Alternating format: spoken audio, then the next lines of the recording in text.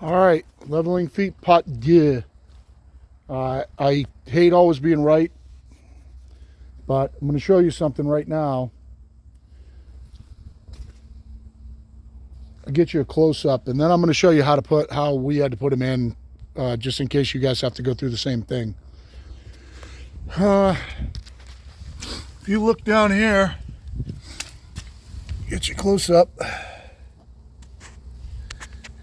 This collar has already failed on the threads, and the threaded rod sticking through into this old pressure-treated spruce.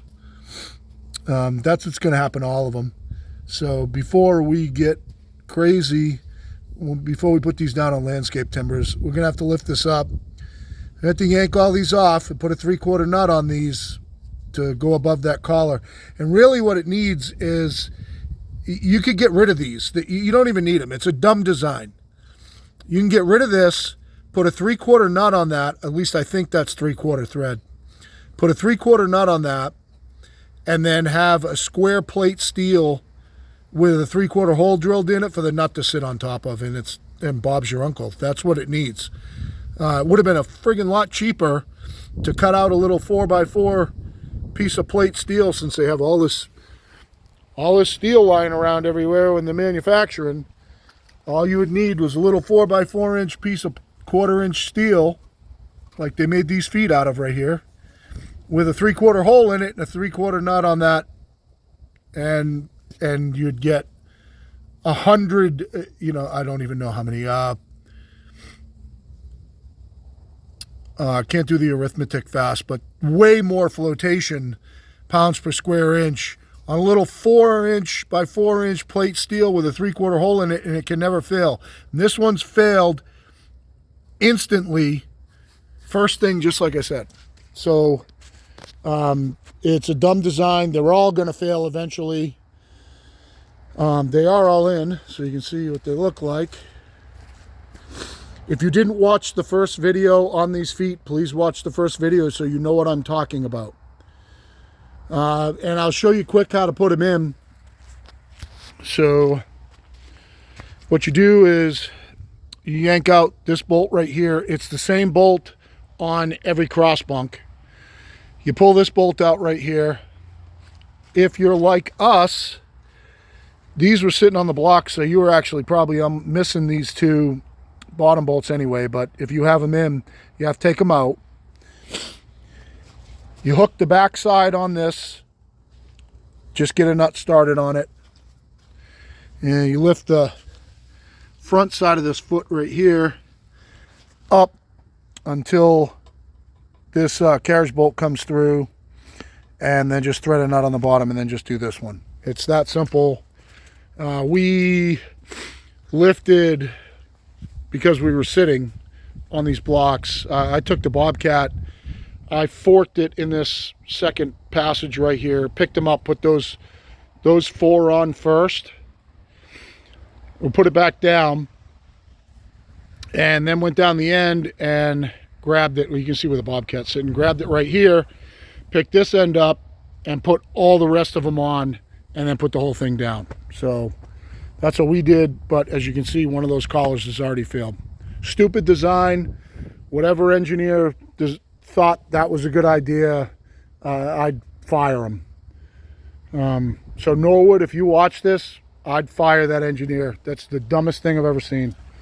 I was wrong on, because I didn't exactly know what the clearance was going to be like on these.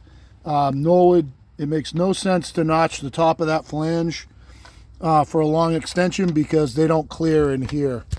So as you can see, they're not going to clear there. You're going to have to wrench on them from down here. So that idea about making that notch so that we could put an extension and wrench on them from up top here doesn't work. So you're going to have to wrench on them from down there to level. But I will say this, with 12 leveling feet on here, with 12 leveling feet on this 20-foot mill, you'll really be able to dial this thing in level, which we are going to do before.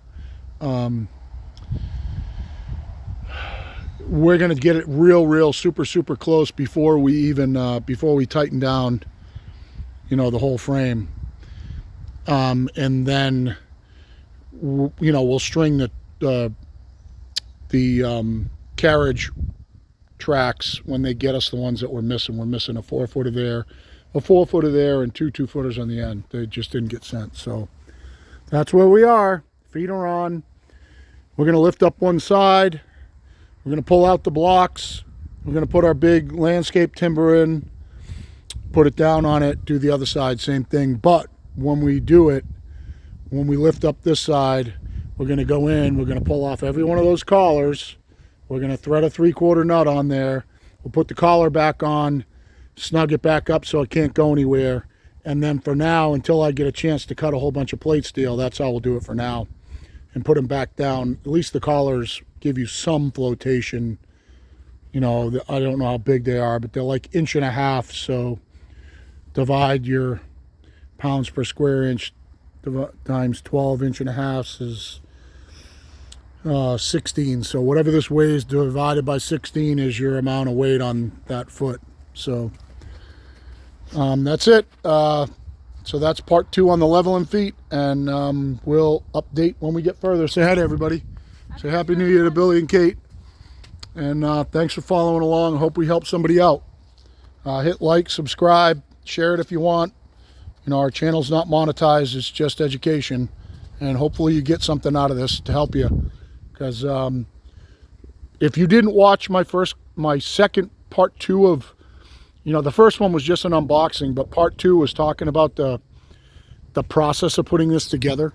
3 people going at it with mega tools, impact guns, and everybody had everything. 3 people putting stuff in nonstop. Took 4 hours to put this together to this point. So, and that's with equipment to move the pallet and the whole 9 yards. So just to give you an idea what you're getting into, if you don't have a machine, like I said in that video, that alone is going to give you a hard time. That pallet is that big. It was 2,200 plus when I got it, but it's that big, tarped, with all this out of it. So just to let you know, if you think you're out in the woods somewhere in a cabin, you think you're going to order one of these and put it together, that's going to be a problem for you if you don't have that. So it looks nice and easy in Dave's video, and Dave's great at it, and Norwood's manual is awesome, but it looks easy, and it's not easy if you don't have all kinds of stuff to do it. If you don't have those, you don't have a couple extra sets of hands knocking bolts in non-stop for 4 hours, and you don't have something to move it around, this ain't easy. It's not for everybody. You're going to be calling Norwood saying, I will pay, please send somebody out to put it together. So just to let you know, that's a fact. So we knew the feet were going to fail. They've already failed. I haven't even put a log on it. I don't even have the saw head on it, and they failed. So, and those will punch down with, just to let you know, like I said in the other video, those were punched down with this gun. This gun will make those tighter than I could turn that with a ratchet head. I tried to do them by hand with this on a ratchet head, and I couldn't turn them. This thing punches them down no problem. I don't know exactly how many foot-pounds this will do, but it's, easily enough to break those bolts. Easily enough to break them or strip them. So if you have one of those little hex sets that you keep in your car where you fold the little Allen wrenches out and think you're going to tighten those collars, no way. You're going to need one of these to tighten them. And they're useless anyway. You don't even need them. Just put a 3/4 nut and get a little 4x4 plate of steel, drill a 3/4 hole through it. That involves buying an expensive 3/4 inch bit. And hopefully you know how to sharpen them, but that's the way to do these. And then leave a little bit of stick out to go in the hole on the plate and just thread the 3/4 nut up. That's the thing to do. So we'll keep updating as we go. Thanks. Happy New Year.